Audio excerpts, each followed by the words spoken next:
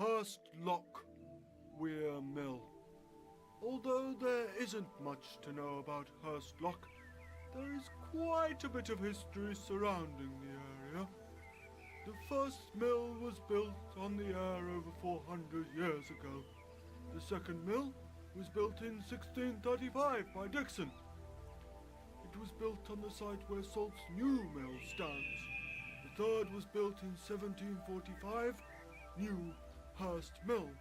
It was a small mill, 50 feet square, built expressly for fulling. It stood on a ledge of level ground between the river and Hurst Wood.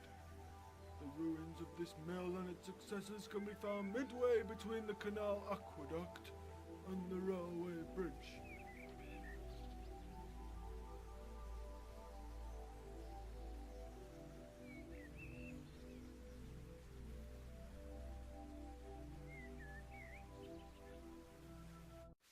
Shipley Wharf. Shipley Wharf, located directly above Shipley Lock and used for the transshipment of coal from the Shipley collieries.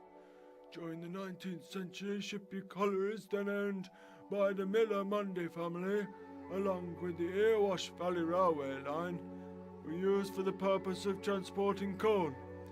This took place between 1848 and 1870. Problems with the Nut Brook Canal's water supply instigated the relaying of rails on the incline and its extension under the Midland Railway's Erewash Valley line and under the Midland Railway's Erewash Colliery branch line to Shipley Wharf.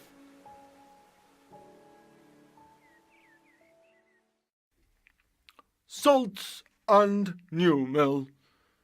Salts Mill was opened in 1853. It was the biggest factory in the world. It had 3,000 workers, 1,200 looms, and produced 30,000 yards of cloth every day. Over the next 25 years, Salt built housing, a church, schools, and almshouses for his workforce. In 1980, over the years the textile industry declined, and by 1980 the mill had become virtually redundant.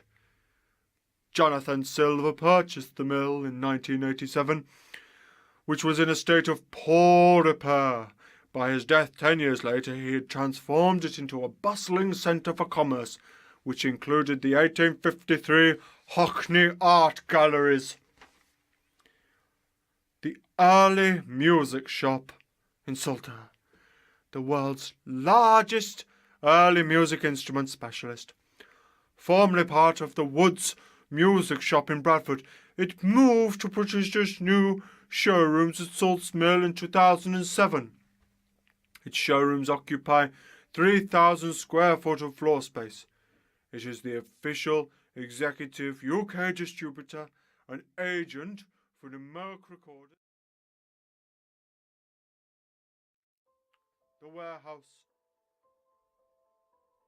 In 1873, when the Leeds-Liverpool Canal Carrying Company regained the right to transport cargo along the canal, it was found that warehousing was particularly lacking at Shipley. A year later, the first section of this long-range Grade II listed wool warehouse was built.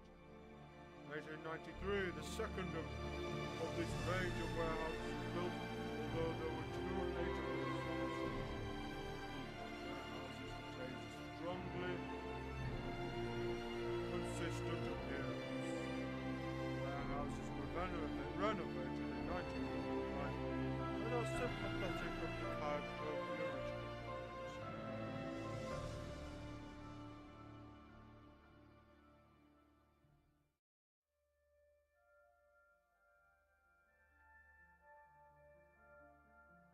This is the United Reformed Church, set in Salter, and here are some interesting facts about this church. In 1859, when this church was built by myself, Sir Titus Salt, the existing organ built by Peter Conacher and Company of Huddersfield was installed in 1890.